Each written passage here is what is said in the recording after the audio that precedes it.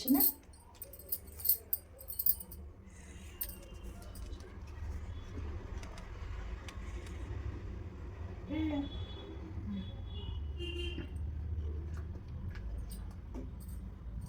ఓం నమో వెంకటేశాయ.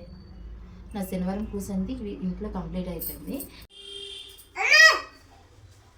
మేము పండుగ ముందు శనివారాలు చేస్తాం. ఈరోజు నేను శనివారం అనేది చేసేసుకున్నాను. ఎప్పుడులా నేను వెంకటరమణ పూజ శనివారం కూడా చేసేసుకున్నాను. ఈరోజు పూజ మొత్తం కంప్లీట్ చేసేసుకున్నాను. శనివారం పూజ, వెంకటరమణ పూజ రెండు కూడా కంప్లీట్ చేసేసుకున్నాను.